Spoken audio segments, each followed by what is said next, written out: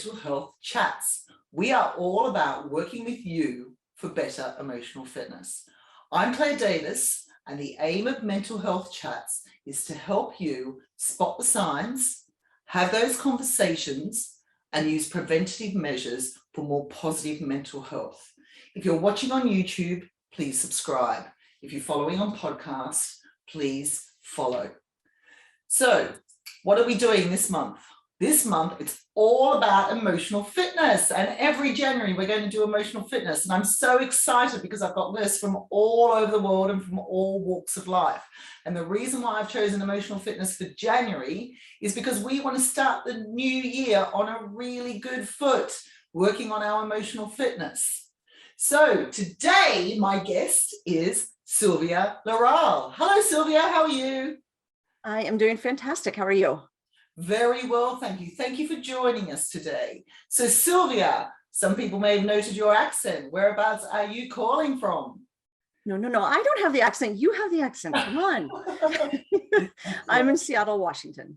Seattle. I love Seattle. I went to Seattle years and years and years ago. So Sylvia, who is Sylvia LeRahl? Boy, that is a big question and a difficult one to answer. So I am, well, obviously I'm passionate about mental health and mental fitness, emotional well-being and everything.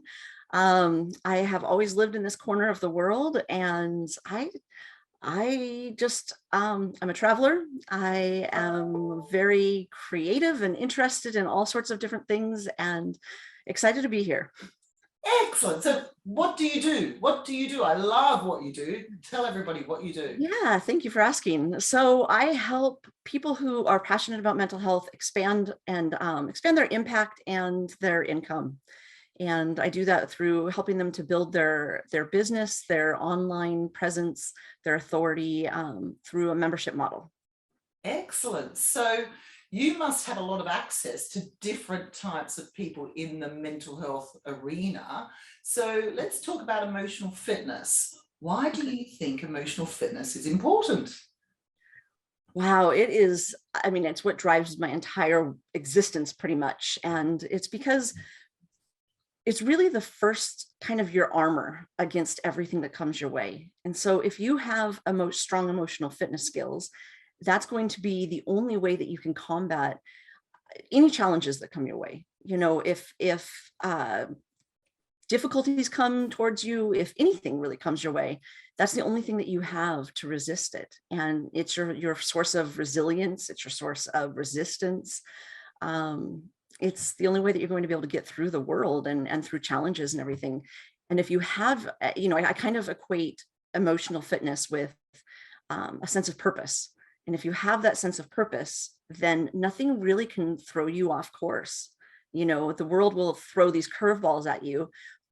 You know, we all are going to be faced with curveballs, but nothing's going to completely throw you off track so long as you have that sense of purpose and that focus. Oh, I love that. I love your wording there of it is an armor. It is all about building resilience. And I know myself through my life, when I've had a sense of purpose that really drives me and makes me feel so much more positive. So Sylvia, can you please expand a little bit and tell us all what your 3 top tips are for emotional fitness? This is a hard one. It's not easy to narrow it down, but I guess when I try to narrow it down, I would say the first thing to do is to really identify what your emotion is. And this is kind of, you know, I go back to thinking about my child, my youngest child, who's 6 years old. And it sounds like such a basic kind of preschool sort of skill. And yet it's something that's so difficult for us, even as, you know, even when we're adults, which is going, like I said, going back and identifying what the emotion is. And so oftentimes we'll say we're angry, we're mad, we're sad, you know, and that's kind of what we always resort to. And so I say that the first skill or the first thing that we must do for emotional fitness is to really get deeper and say, what's underneath that emotion? So instead of saying, oh, well, I'm really depressed or I'm really sad, what is it? I feel like I was a failure, or I'm missing something, or, you know, and get deeper and deeper to those really uncomfortable emotions. Yeah. Because the only way that you're going to be able to get past them is if you can identify them. I love that, because that goes with the spotting the signs. If we can identify the emotions, when spot the signs when we are feeling sad or angry, and we can then do something about it. So that's tip number one. What about Yes, tip that is tip number one. You can't really combat something unless you know what you're combating, right? If you don't know what the enemy good point. To do. And then the second thing, and this kind of sounds a little bit backwards perhaps, but is to give gratitude for it, to give gratitude for those emotions. You know, our brain is, it's constantly wanting our attention. And while we want to push these emotions to the side, especially the unpleasant ones, and it's really tempting to just kind of shove it to the side and everything, that's not the way to get, kind of ignoring it won't make it go away, is what I should say. And moreover, all of our emotions are to serve a purpose. And so it's important to give thanks. And at the very, very minimum, to just say, thank you, brain. Thanks for letting me know, because it's the only way you're going to be able to move on. And if you can go to a place of actual genuine gratitude, you're going to be so much further along in the process to be able to say, you know what, this is my brain giving me clues as to what needs to happen and to actually heal. So my second tip is to give gratitude, and at the very minimum, to give acknowledgement. And also to be grateful for when we are sad or when we're feeling, you know, a little bit down, because we can't be happy all the time. And it's one of those things that I think sometimes as parents, we get worried when our children aren't happy, but it's understanding we can't be happy all the time, and sort of thinking, well, actually, I needed to go through that emotion to understand and learn. That's fantastic. Brilliant. I love what you just said too, because there's so much, you know, like, and I see this all the time, and my own personal instinct as a parent is to, you know, when my child cries, don't cry, don't cry, don't cry. Yeah. And I hear parents saying this all the time, and it's like, no, it's okay to cry. It is. You know what? It's okay to be mad. And I would be pissed off too if this happened or whatever. And that's all right to have that emotion. And it's funny you say that. I've been speaking to a lot of people recently about grieving grief, especially through COVID. And I often say, we need to go through those emotions. We need to go through the anger stage. We need to go through the crying stage. We need to, because if we don't, it will catch up on us. Oh yeah, that's more important, definitely. So, and it's catching up with us all the time. I mean, it manifests itself in different ways. Physically, you know, we get sick or we get tired, or, you know, different things like that too. So we think that we're masterminds or we're superheroes and we can just magically make it go away. We don't make it go away. We're not that clever.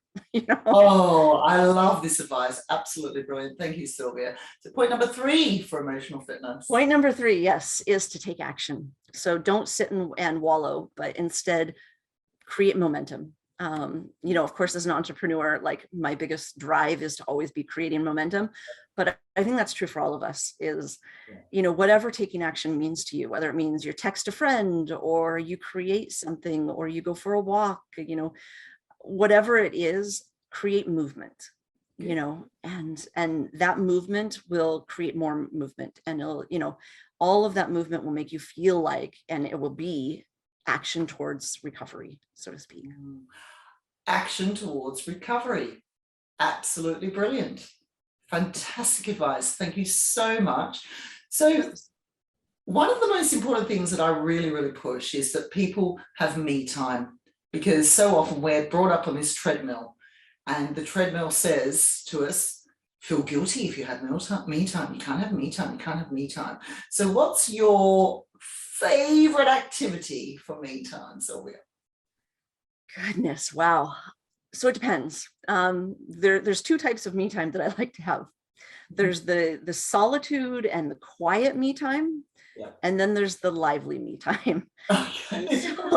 And those are 2 very different. What's that? Let's talk about each one. Let's talk about the quiet first. Fair enough. All right. So when I need the quiet one, which is the one I get more often for sure, it's taking a shower. And so I will just take a shower and let myself be in there quietly, let myself actually enjoy it. So it's not just a functional purpose. It's like, okay, I'm going to be in here and I'm going to chill out and think and enjoy the heat and just relax. You know, and then the more lively one, well, this hasn't been able to happen since COVID, but the more lively one would be I go out dancing with some girlfriends. And that is so like therapeutic for me, is just to be able to go out and forget about everything and just release myself to the music and act like a complete dork and love it. That's how I have me time. I love it. I love it, love it, love it. And I've actually been thinking lately that I want to take up dancing. I did tap dancing when my second child was born, and I did a couple of exams actually. It was quite bizarre. And I just lately I've been thinking I want to take up some form of dancing. So that sounds brilliant. Belly dancing is really fun too. Oh my gosh, belly dancing. Young belly dancing. I was the queen of belly dancing. Back in the day. So maybe I should start that one again. Love it. Brilliant, brilliant. And actually, the other big one over here at the moment, I'm not sure about in the US, is pole dancing. Yes, I was going to say that. I was like, okay, maybe I shouldn't say that, but yes, I've never done it, but I think pole dancing would be pretty spectacular as well. Oh, definitely, definitely. So, Sylvia, there's probably a lot of people out there who are thinking, I want to get in touch with Sylvia. She's absolutely amazing. She's been so inspiring. So how can people find you? Absolutely. Well, thank you for asking. So you can go to my website, which is www.membershipfix.com. You are invited to also find me on LinkedIn. So it's Sylvia LeRahl, LeRahl, or you can also send me an email. So the best way to get in touch with me via email is yourteam, TEAM, @membershipfix.com. Brilliant. You have been so inspiring. And what I've loved about the Emotional Fitness series is the fact that everybody's given different tips. So what we love that. Yeah. I love that. I can't wait to hear what other people have said too, because I have no idea what they've said. Tune in, because they're all online on YouTube or on podcasts. So my advice is pick up from all the tips what suits you. We're all individuals. Some people love to do something and other people find it quite draining. So what gives you emotional fitness? So thank you so much for being so inspiring and so positive, and everybody take care. Thank you, Sylvia. Thank you so much. Take care.